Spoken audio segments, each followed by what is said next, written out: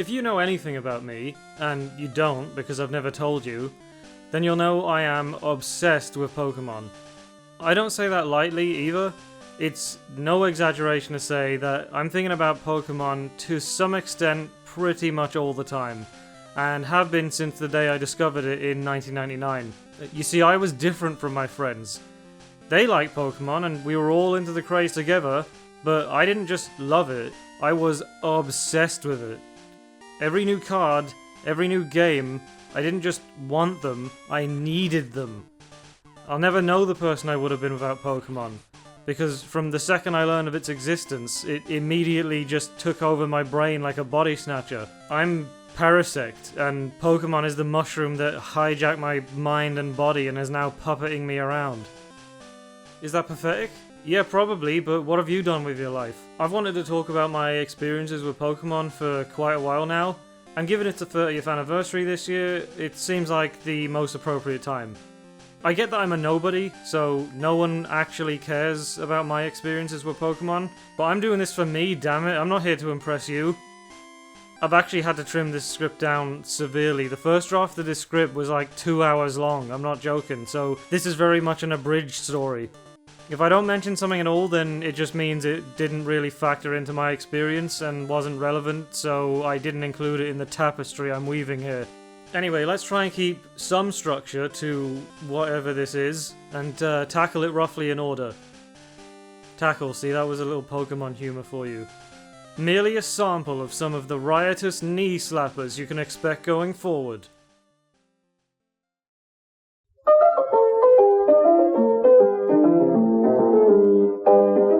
Let's turn back time to the distant year of 1999.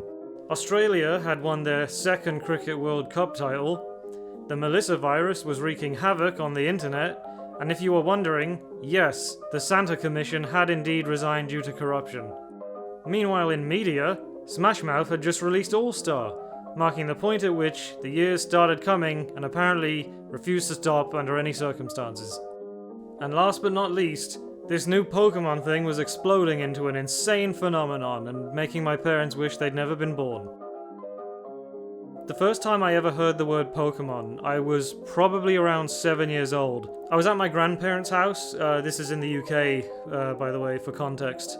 I had just missed an episode of the early Indigo League series, and the announcer on whatever kid's programming block it was part of was just mentioning that Pokemon will be back with us next week, so I caught it the following week, and the rest is history.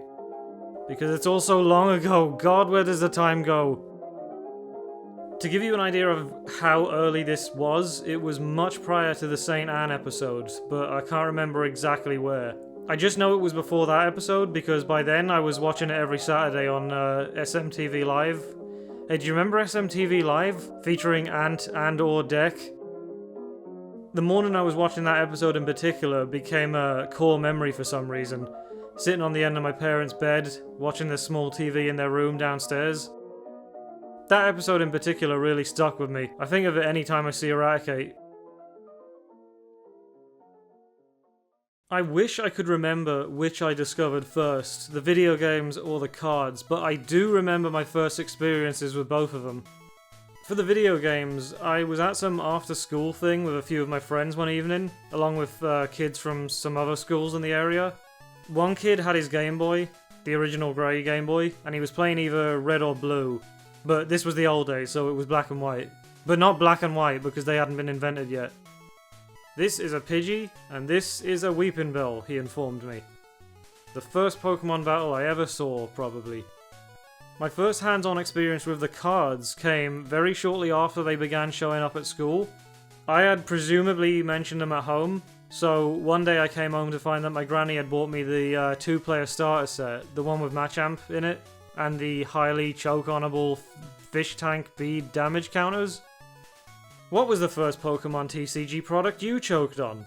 Let me know in the comments. And don't worry, I didn't open that deck just for this video, this is another one. I saw a bookseller on eBay selling it years ago, and I saw it was shadowless, and clearly they had no idea what they had. And don't look at me like that, you do exactly the same thing. I think I ended up getting this starter set like 3 times over the years, because I have about 4 of these Machamp now. Anyway, back to the past. These were the early days when only Base, Jungle and Fossil had been released, and every other week a new, previously unseen by us card would make an appearance. One evening Jungle Venonat was a big deal, another day Fossil Magmar was hot and don't even get me started on Jigglypuff. I said don't get me started on Jigglypuff. In these days I was somehow even dumber than I am now, and insisted on buying theme decks instead of booster packs. I think this is because of the guaranteed holo. I'm not sure, it might also have been because there were more cards in it, but subsequently everyone else at school ended up having a way better collection than me. But that's all changed now though, hasn't it, you fake fans? Look who stayed loyal and has a much better collection now, dickheads. Not laughing now, are you, Michael? This picture is just for illustrative purposes, okay guys? It was the closest match I could find, alright? Just imagine if this guy was 65 years younger and looked different, and then that's Michael. Also, Michael's house was a lot tackier, very garish drapes and such. Anyway, at the time, I was that kid with the colossal stack of cards. Because back before the cards were banned from every school in the universe, we'd all bring our entire collections in every day. It was a style at the time, you see. You'd basically be naked without them. So I walked around with a comedy stack of cards containing many, many doubles, bound desperately together by a couple of elastic bands. I did sometimes make good decisions.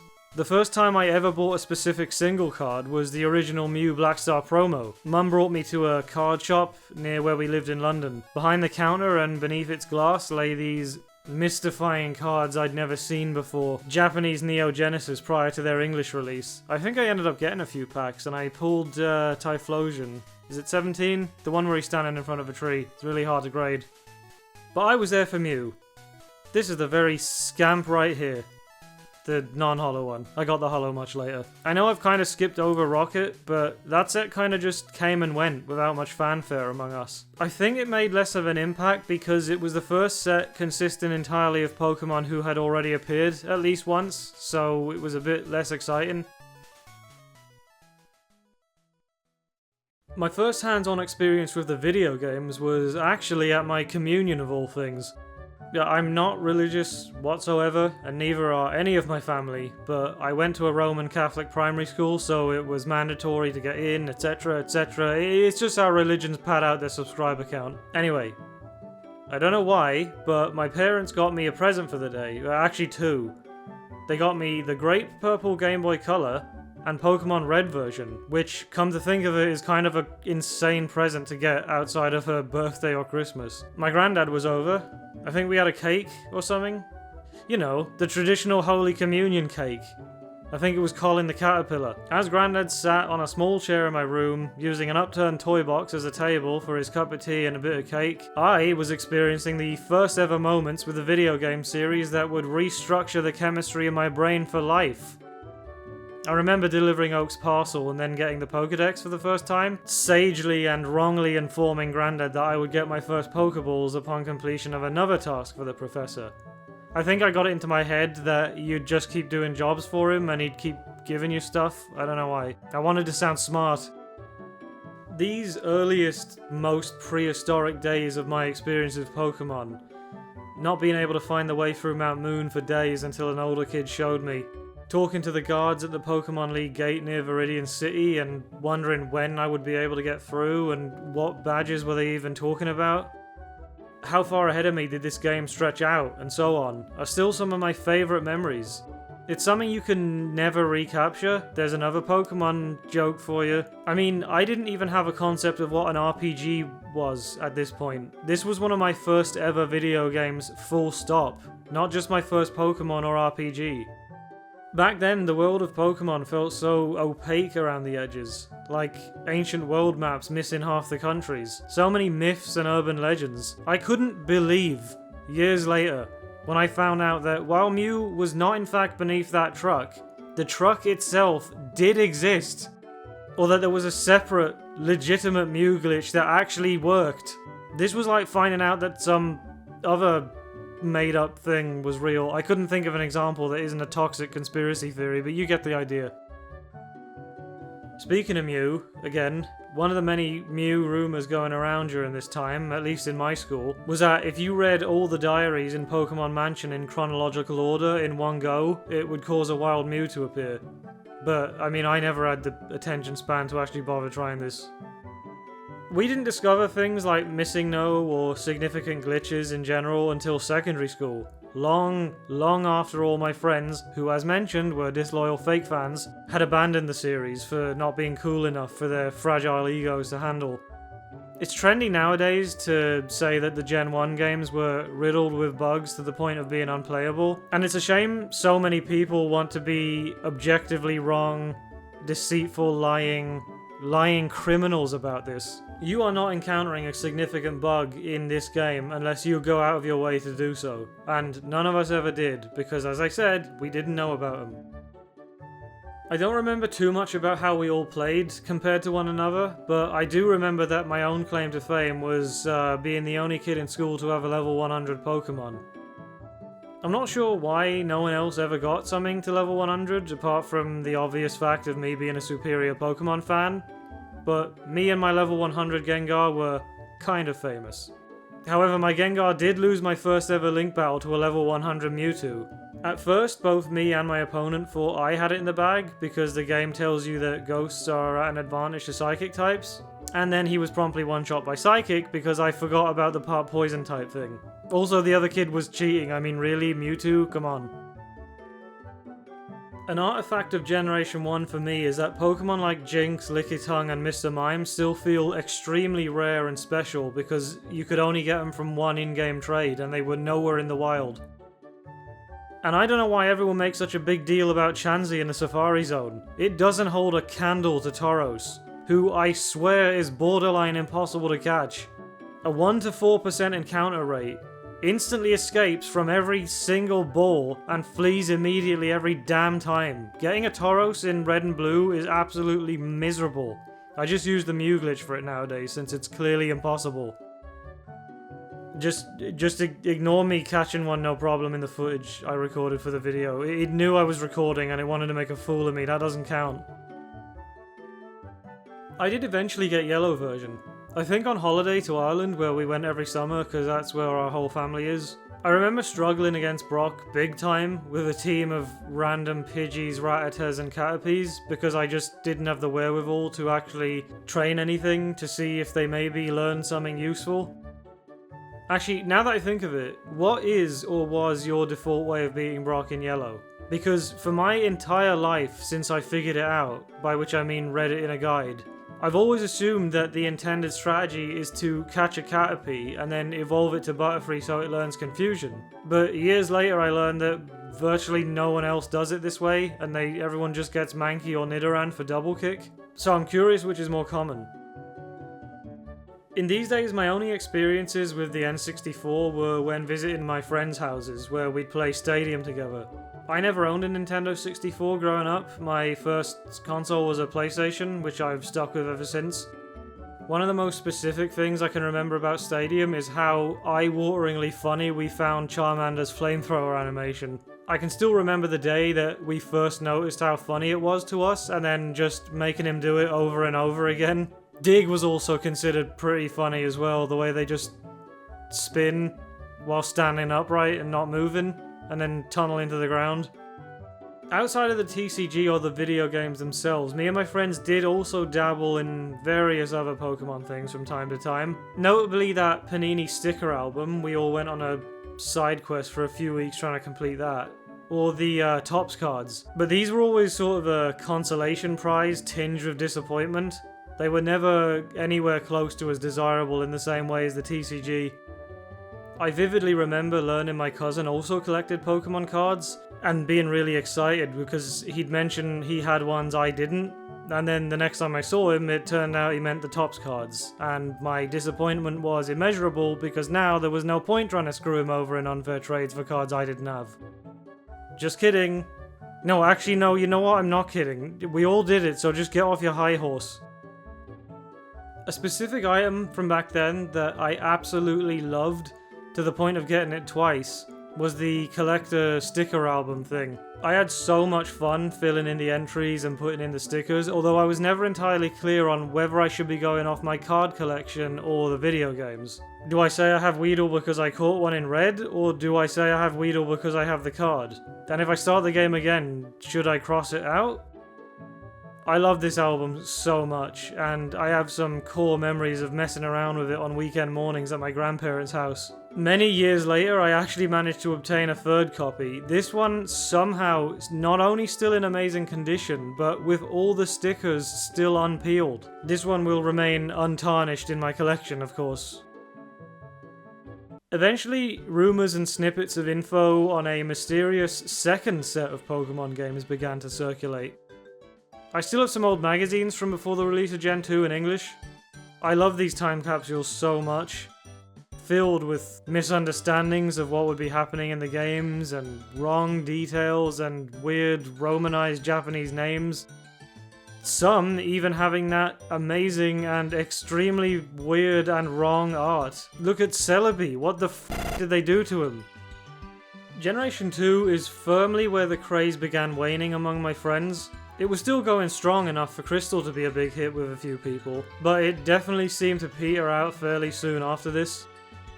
Some of the notable things I remember about our experiences with Gen 2 are, first and foremost, I was already being a stick in the mud preferring the originals over these newfangled games. Don't get me wrong, I was as obsessed with these as I was with Generation 1, but at the same time, I already had this stubborn loyalty to Red and Blue. That's how melancholy of a person I am. The nostalgia for the old days hit me that early. A big milestone for me was getting my first ever shiny Pokemon. This luck with full odds shinies would end up being very consistent for me over the years. This time it was the Eevee that Bill gives you in Goldenrod City. I definitely noticed at the time that there was something different about this Pokemon, but because I'm very dumb and also have ADHD, which incidentally has been ruining my life since long before it was a cringe TikTok trend, it never really registered with me.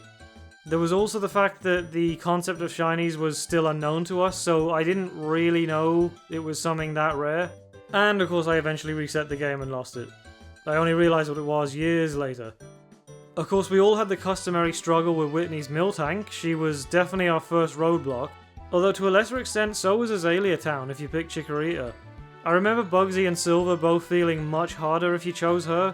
Bugsy is self-explanatory, but I think with Silver it was his Ghastly and Zubat both being resistant to grass. I can't help but wonder if it was this area, combined with the way we tend to play as kids, that created this general consensus that the game is so much harder if you pick Chikorita. But back to Whitney for a sec. I remember when I'd be trapped here, unable to progress any further, desperately scouring every corner for something, anything that could give me an edge against her. When you're a kid, the idea of just knuckling down and level grinding seems so intimidatingly, dauntingly boring that it's something you just simply refuse to even consider. Or was that just me? Anyway, I had this guide or gaming magazine with a guide in it, and I had the issue detailing this area. And I remember so clearly it wrongly saying you could find Sneasel in National Park. So I spent ages hunting for one in vain, believing that this random Sneasel could turn the tide against Whitney. Of course, even if it was there, it wouldn't help me since it would be just another underleveled Pokemon I was dashing against the rocks. In fact, speaking of rocks, it ironically would have been even less useful than my other Pokemon, given Rollout would have been super effective. Man, I would have been annoyed. We also had a fairly hard time with Claire. Dragon was already a pain to deal with as kids, and most of us never thought to catch or train a Swinub or Jinx from Ice Path. I feel like adding a new low-level Pokemon to the team that late in the game is something a lot of kids really don't want to do and rarely even consider. But even if you did do this, Claire then throws you a curveball with Kingdra, who isn't even weak to ice. As always, I just brute forced my way through. See, this is one of my biggest weaknesses in games, even as an adult, hasn't changed one bit. I love the idea of games demanding that I think and strategize meticulously, and then, without fail, I am reminded that I absolutely do not have the ability to be patient and strategic and thoughtful whatsoever. Ow! I'm hungry. One of my most favourite experiences of all of Gold and Silver was returning to Kanto in the post-game. It was an immense draw for me. Such a good incentive. Setting foot in Vermilion City for the first time after you disembark the SS Aqua felt like returning home after a long journey away. I actually think this is where my love of music remixes started. I was instantly obsessed by the remixed Kanto music. I found it fascinating that they had changed the tone of these songs while keeping them faithful. Tracks which felt tense or exciting when you're making the journey in Generation 1 now felt fun and relaxing and like they were welcoming you home. No longer imposing because you're a veteran now. No matter how many times I replay these games, returning to Kanto after becoming champion still hits me. During these days, which were some of my last in England before moving to Ireland, one of my friends turned up to school one day with the fascinating and mysterious Pokemon Green version, which had different sprites. The revelation of this previously unknown version blew me away. We had zero idea back then that Red and Blue were based on pre-existing games, and versions beyond those that we knew were a frequent topic of baseless playground myths. So to see a real one appear was like if some other made-up thing was real. You know what I'm trying to say. Green version actually ended up being the very first thing I ever bought on eBay, all the way back in, I think, 2005. I still have the bubble mailer it arrived in, which I'm not showing in this video, because then you'll see where I live and murder me. And I'm not blurring the address either, because that would be even more editing for me to do, and I'd rather die. Once I moved to Ireland in 2002, where all our family is, that's why we moved, and started a new school, things were really bad on the Pokemon front. It seemed to have virtually no presence here whatsoever, and all the kids at my new school seemed to actively hate it. Although I think part of that was them getting a head start on being too old and too cool for it. I continued to play the Game Boy games in my own time and watch the show and so on, but it was a severe change. For the most part, this was something of a dark age in my history with Pokemon, since I was basically in a vacuum. This is when the Yu-Gi-Oh craze really hit, and it was actually Yu-Gi-Oh that me and my new friends were mainly focused on for a few years. I won't go into detail about my history with that series here, it's a whole different subject. But I am a fan of Yu-Gi-Oh! I really like it. Nothing close to Pokemon, not even remotely close. But I still love it. I collect the OCG cards, and I enjoy revisiting Yu-Gi-Oh! Abridged to this day. We had a lot of fun with it, and I'm glad it was there to act as something we could bond over. So now, let's jump forward in time slightly to the arrival of Generation 3. This era of Pokemon was the first one I was old enough to be significantly properly hyped for. I couldn't be hyped for Gen 1, obviously, since it kind of came out of nowhere from our perspective, and while I was definitely excited about Gen 2 before it came out, that kind of extreme anticipation didn't really register with me in the same way it would in years to come when I was older and more aware. With Gen 3, I distinctly remember being extremely excited about it for months leading up to its release. Reading about it in magazines and looking at screenshots, much as I had with Gen 2.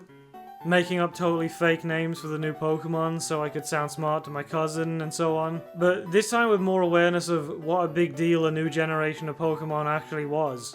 Marveling at the water reflections and the sheer graphics these new games had. There was a piece of floor under them now during the battle. Actual floor, we never had that when I was younger. My first Gen 3 game was Sapphire. My parents got it for me for my 11th birthday in 2003. But as we had a significant holiday that year, which was our first holiday outside the UK and Ireland ever, I wasn't allowed to play it until the morning that we were heading to the airport. I'll forever associate Hoenn with being on that holiday. It was just probably the best holiday we've ever had. So many nice evenings playing my Game Boy while we were out to dinner. I know it sounds like I missed the whole holiday playing a video game, but I swear I didn't. There really wasn't time to play it during the day when we were doing things or visiting places, it was mainly for the downtime. A particular moment that became a core memory was talking to this old couple in Lily Cove City when lying on my bed in the hotel room one day, and just thinking how glad I was to still be just a kid when they mentioned how long they'd been married, and now in the blink of an eye it's already 23 years later. Where does the time go? It's okay. It's okay. I'm not deathly afraid of the passage of time. It's all good. We're all good here. Back with the TCG, it was during this time that I got my first ever packs of the EX era. EX Ruby and Sapphire, and not long after, EX Emerald and EX Deoxys. Pulling Hitmonchan EX and Sneasel EX utterly blew my mind, and the amazing reverse holos of the EX era have long since gone on to become some of my most favourite cards of all. I could honestly talk all day about how much I love the EX era for the incredible looking EX cards and the sheer amount of amazing artwork, and especially the early EX era where they still had some of the e-reader borders, but I forgot to write more for this part of the script, so right now I'm kind of just rambling a bit so that I can get more use out of the B-roll that I recorded. I forgot to mention during the Generation 2 section, but I've actually always preferred the main versions of each gen over the third version. I make basically all my formative memories with each generation with the initial pair of games. Not that the third versions aren't good, but to me, they've always felt more like alternate takes rather than objective improvements. I never cared for moving sprites.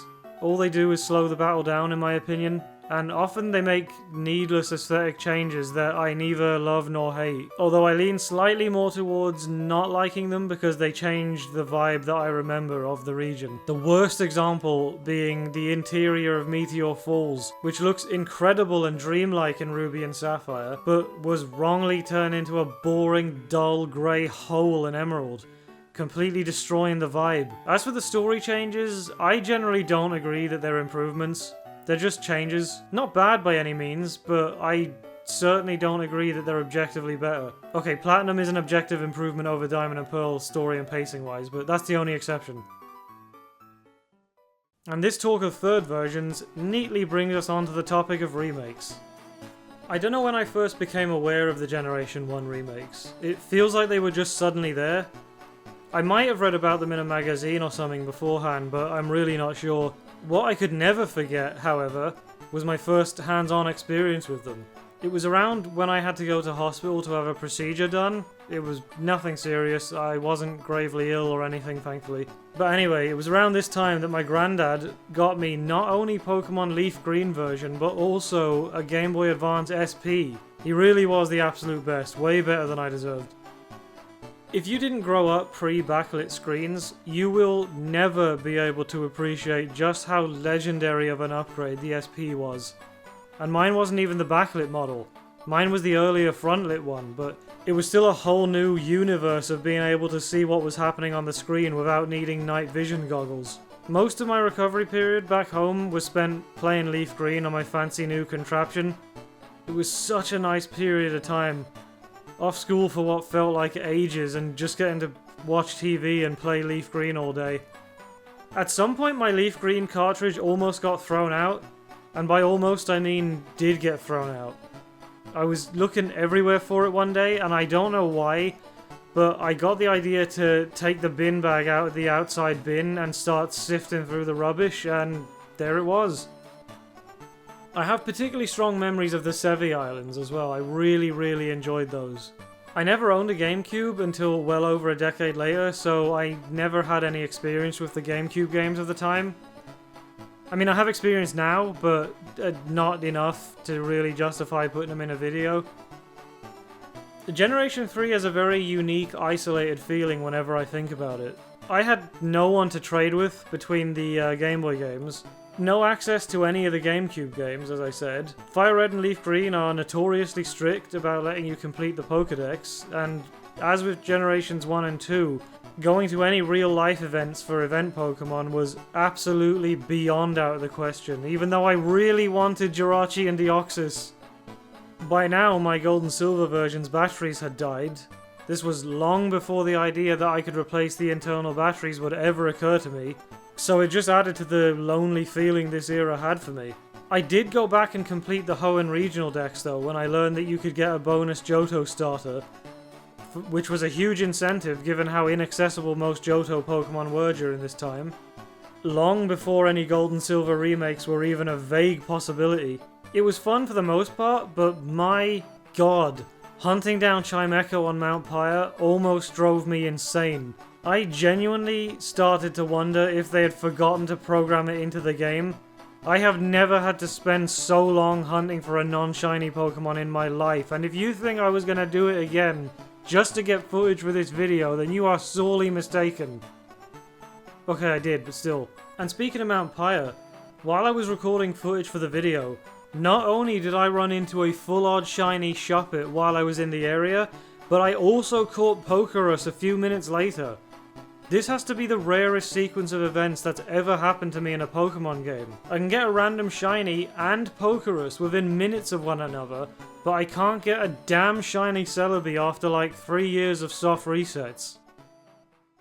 Generation 3 remains my favourite overall. I absolutely love it.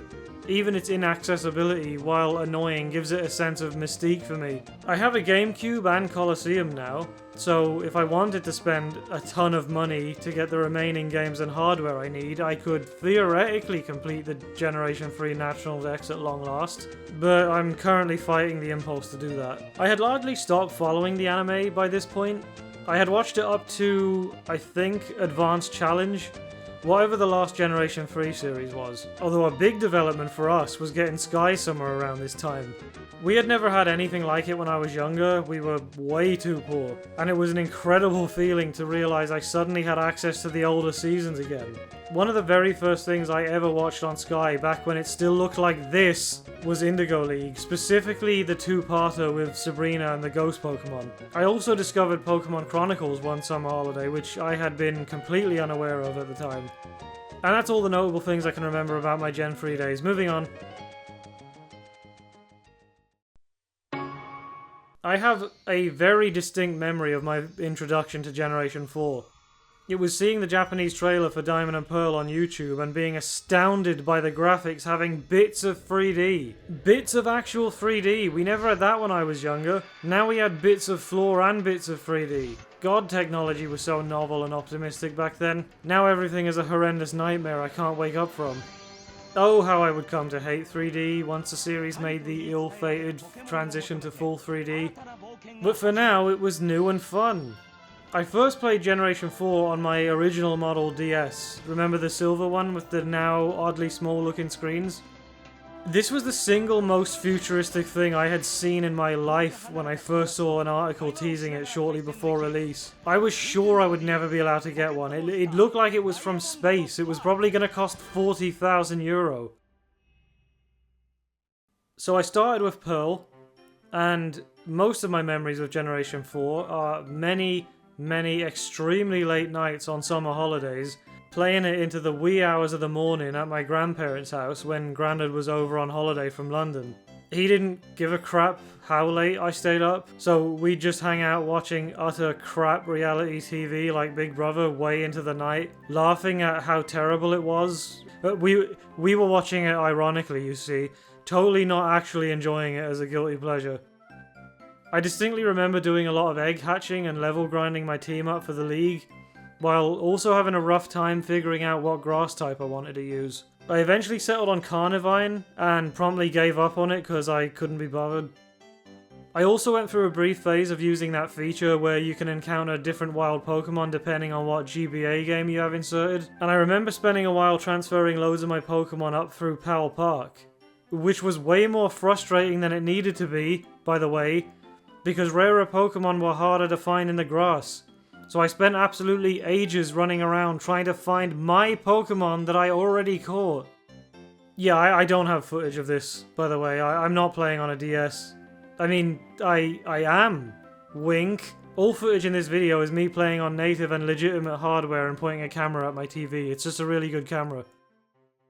Eventually I would break my DS top screen. It's burned into my brain, clear as day. I had restarted a new file, I think this was in Diamond actually, and a Starly at Lake Verity refused to be captured, despite just being a Starly, escaping from every ball I threw at it, infuriating me more and more until I hit my top screen in a petulant rage, immediately breaking it, immediately regretting it, and being left unable to play my DS properly for a long time. All because I was an idiot. Years later, I forget exactly when, I would finally replace the top screen and make things right, so don't worry, justice has been restored for my DS. I actually didn't play Platinum until many years later, but I will admit it is the one aforementioned exception to my general neutrality on third versions. I feel like it fixes Diamond and Pearl. Going back to them, the story always feels like it doesn't work as well. I feel like I always get really lost or confused around the middle. Also, the additional snowy vibe really suits Sinnoh. I definitely think it should have looked like that from the start. Sinnoh is the colder, northern Hokkaido-inspired region after all.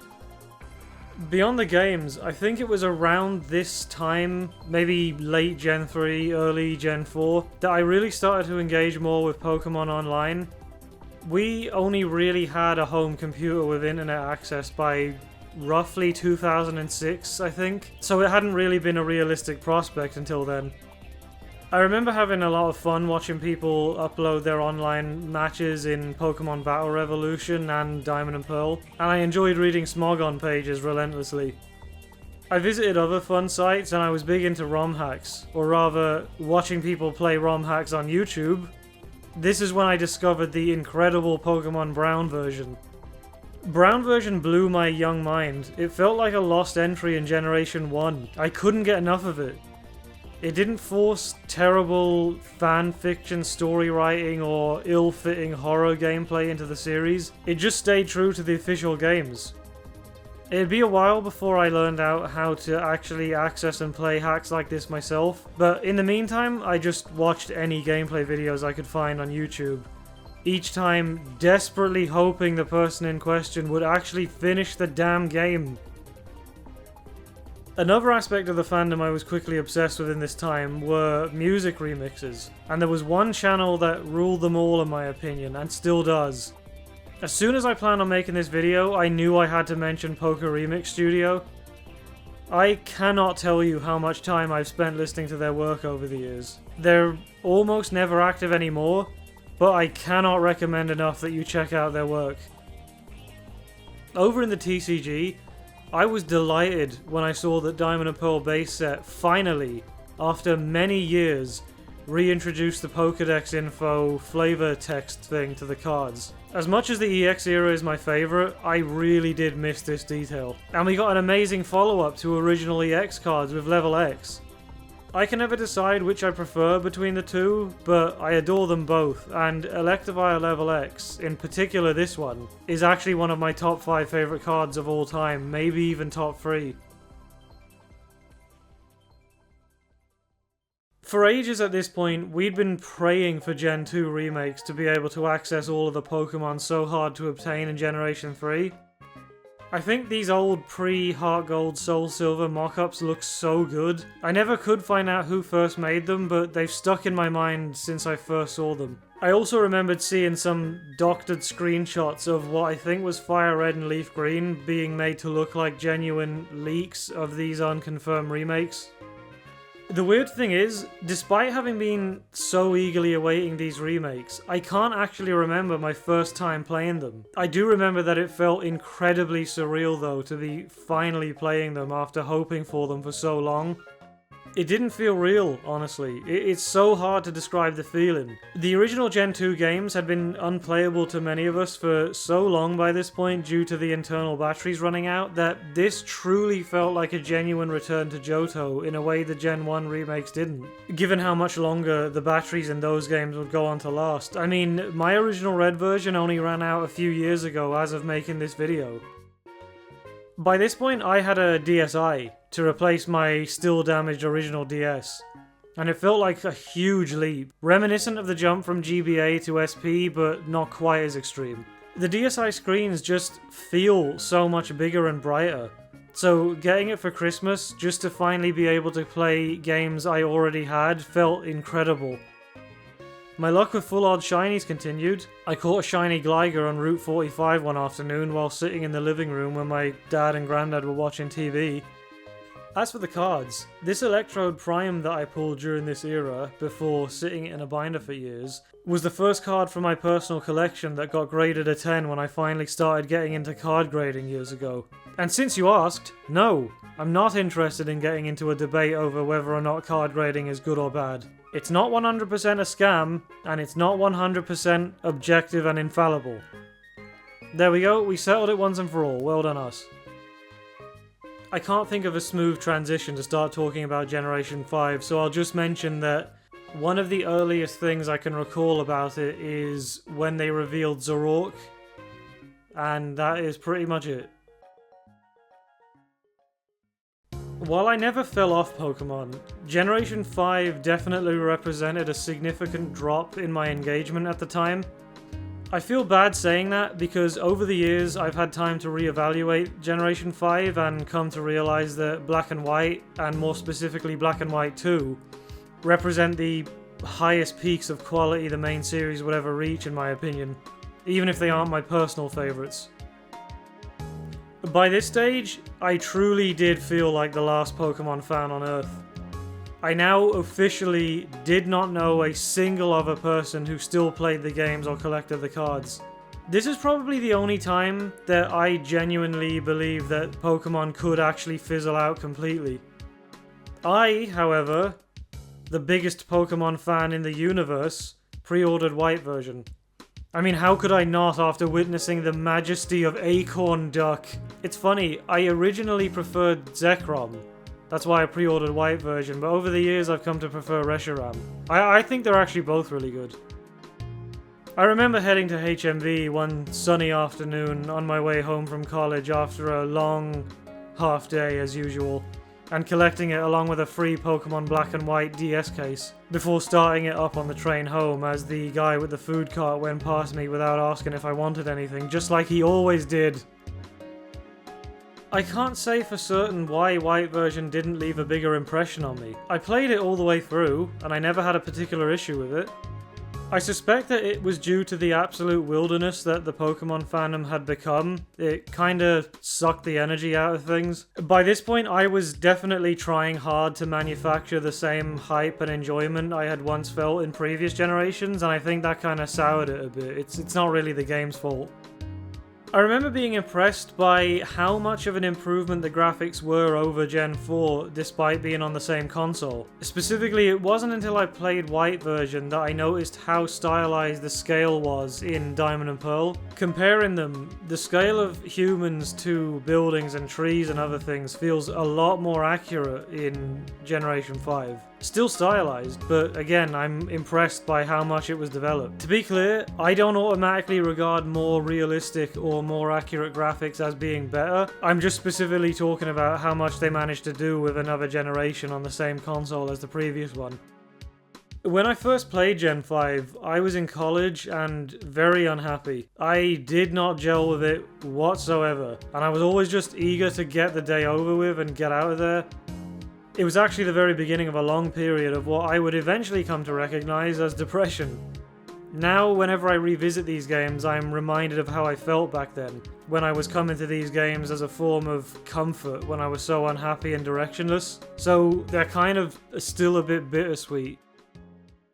Outside the games, I was still buying as many cards as ever during this time. In fact, it ramped up a bit from Gen 4. There was a comic shop on my way home from college to the train station, and one year I started going in and buying 1 or 2 packs every other day, and I saved them up all year, and then had this massive stack of packs to open on Christmas. It was the best thing ever. It was all sets like Noble Victories, Legendary Treasures, I think there was some Caller Legends, maybe Emerging Powers, and some of the Plasma sets in there.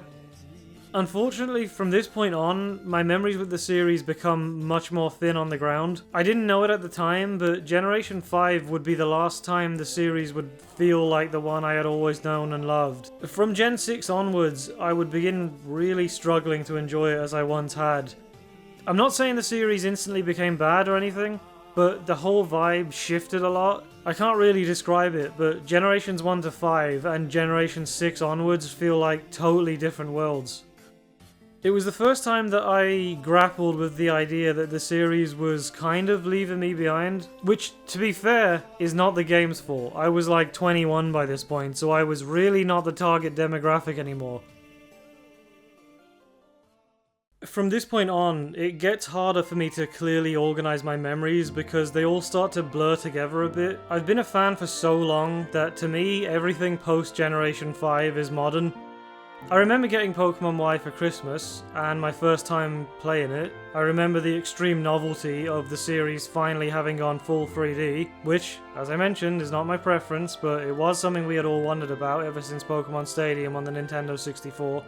But outside of that, I can't remember all that much from this time. I do recall beating Champion Diantha on the train home from college one day though, during my final year. I got these binders, and I bought a lot of XY base set. I also sold my first ever item on eBay. It was a double of the Full Art Venusaur EX from XY base. It felt so cool. I sold it for the price of the pack I got it in, and I absolutely felt like some kind of extremely talented businessman. I did get Omega Ruby and Alpha Sapphire, even though I found the reveal trailer surprisingly underwhelming. I gave Ruby to my girlfriend, and I played Alpha Sapphire myself, but I didn't enjoy it at all, and I don't think I played that much because I literally cannot remember a single thing I did in it. Maybe it's because of how much I love Gen 3, but I distinctly remember having the chilling realization that this might well be the first Pokemon game I actually don't like. No disrespect if you do like them, I know they're very popular, but for me these didn't feel anything like the previous remakes. This didn't feel like revisiting the Hoenn I love, it just felt too wildly different and weird. Which brings us neatly up to the approach of Sun and Moon, which I cannot remember at all. This is by far the blurriest section of the journey along memory lane for me. The transition from Gen 6 to 7 is incredibly hazy. This was the period where I was really struggling with how exactly to continue enjoying the series as I once had, wondering if I was even able to anymore. A Pokemon existential crisis, if you will, and given I had Pokemon inserted into my brain instead of a personality, to give it up was beyond unthinkable. I do remember getting both Sun and Moon versions so me and my girlfriend could play through them together. I had recently got her into the series by giving her some of my second versions. She really loved Black, I think it's her favourite of all time. I remember us sitting in my room on New Year's Day, playing the early part of Sun and Moon, and, like clockwork, I ended up finding and catching a shiny Cottonee. Sun ended up actually being the first game in the series that I never finished. Well, obviously I never finished Alpha Sapphire, but I mean of the games that I kept. To this day, I still haven't. And it's not because it's a bad game or anything, I was actually enjoying it well enough. I think the whole Trials thing just kind of got on my nerves a bit. It started to get old fast for me. I had dropped off the TCG with XY base, but I came back to it around this time because I saw a White Kyurem GX collection box in GameStop, and for whatever reason, the promo really grabbed me. The combination of colours or something, I just thought it looked really nice. So I have that card to thank for bringing me back in. And boy did it bring me back in. This was the point at which my card collecting got really serious. I couldn't even begin to show my entire collection. Even if I did have it on hand and not stored away from home due to lack of space, I just wouldn't know where to begin. It was around now that I joined the Pokemon community on Instagram, which is something I never expected to do because I despise Instagram and social media in general. This wasn't that long ago, relatively speaking, but it felt like a different world to the Pokemon community online now. Definitely the calm before the storm of scalpers and influencers coming in to ruin everything. The things I mostly associate with this time are the tag team sets, Pokemon Go, which I was finally able to play after replacing my ancient phone, which wasn't able to update to a new enough version of Android to play it when it first came out, and also Pokemon Let's Go.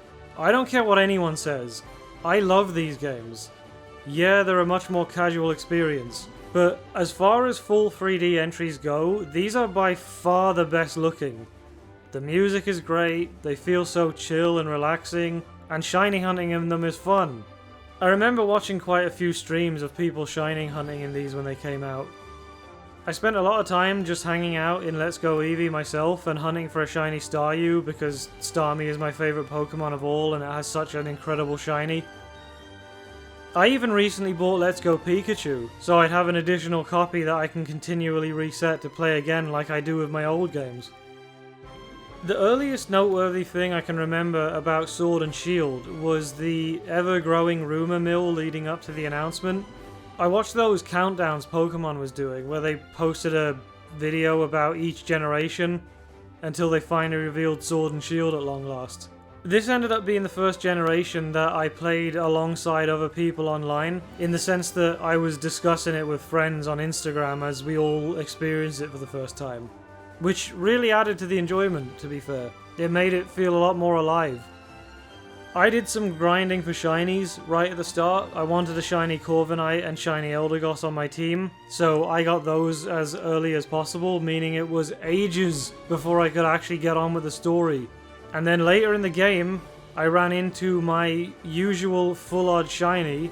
This time it was a Thievul, or however you say it, demonstrating that my usual luck was still intact, before my Inteleon promptly decided to finally one-shot something for me, so that was great. Like Sun and Moon before them, Sword and Shield really did not click with me, probably even less actually, to be honest. By now I was really starting to feel lost. I wasn't super hyped for them, but my girlfriend really wanted us to get and play through the Generation 4 remakes together, so that's what we did. I was working in retail at the time, so the day they became available to buy, I remember absolutely running across town, queuing up for them, buying the games, running all the way back, and having to absolutely cram my lunch down my neck in the 10 minutes of my break I had left, before returning to being verbally abused by customers whose parents didn't raise them properly. I had an amazing time with the 25th anniversary, much to my surprise. I had expected celebrations to be scalped into oblivion, but it ended up being extremely plentiful. I've never had so much fun opening a Pokemon set before or since. It felt so generous and rewarding with every pack. Even getting doubles didn't matter because the Classic Collection cards were so cool. It's the only time I've ever been opening a set just for the sake of opening the set, because I'm having so much fun with it. And you know what? Credit where it's due, TCG Pocket has been much more fun than I expected. I mean, yeah, they made the pull rates even worse than they are in real life, which I didn't realize was possible, but I've had fun building a separate collection on there. And the TCG Pocket exclusive artwork has been amazing across the board. When Scarlet and Violet were revealed, I could immediately see that this new generation was not going to suddenly fix my relationship with the games. I finally realized that I needed to stop trying to grasp the sand that had already slipped through my fingers and find a new way to enjoy Pokemon games in the modern day, or risk ruining it for myself permanently. It was at this, my lowest point, that ROM hacks returned to save me. It was a long road all the way back around, but I got there in the end. I started discovering so many incredibly high quality hacks that inject new life into the first 5 generations. Updated Brown version, Pure Red, Yellow Legacy, Crystal Clear, Heart and Soul, Emerald Sea Glass, and Fire Red Unbound, to name just a few. All amazing pieces of work. Now with these, I feel so much less pressure to love each new official game as much as I love Generations 1 to 5, which I am of course continuing to replay endlessly. I even finally decided to complete the national decks in both Red and Gold at long last. All done the old-fashioned way, no cheats, no emulators with turbo speed, just trading, catching and training, and oh my god it was so much work. But rewarding, I'm glad I did it. Probably will never do it again, but I'm glad I did it. I also began trying my hand at solo Pokemon runs, which were a whole new way to enjoy the classics, with my favourite run being beating all of Emerald version, including post-game Steven battle, with a single love disc and not allowing myself to use items in battle. That was so much fun. I chose Emerald because Wallace is the champion and I figured bulky water types would be really bad for love disc to deal with, and I was right. I nearly lost my mind trying to beat Wallace. I even got to achieve a massive life goal as a Pokemon fan and met Veronica Taylor at a convention recently. She was incredibly nice, and I will treasure her autograph for the rest of my life. All this to say that after a rough patch that lasted for quite a while, I now enjoy Pokemon as much as, if not more than ever. I collect the cards more seriously than ever, as you've seen. I've discovered loads of new Pokemon YouTubers whose work I love, such as Tama Hero, Ruby Retro, Tricky Jim, Peak Asprey, and so on. None of the openings though. None of the openings. I cannot stand those screaming, flailing, pack-ripping idiots. I don't want to do a silly, emotional, sappy ending. This video is just me, a random nobody, recounting his personal history of a series that has defined his entire life. If you watched it, I hope you found it vaguely interesting and relatable. If you have your own memories and experiences with the series, I'd love to hear them. Doesn't matter if you're way younger than me and only started with XY or whatever, that only makes it more interesting to me. And if you didn't watch it, then I hope you enjoyed not watching it. That sounds fun to me now, after being forced to watch this like 75 times while editing. And remember, this video could easily have been twice, maybe 3 times as long, so I did the world a favor by abridging it as much as I did. I never know how to end these things, so... To all my dear friends I say, get the hell out of my yard!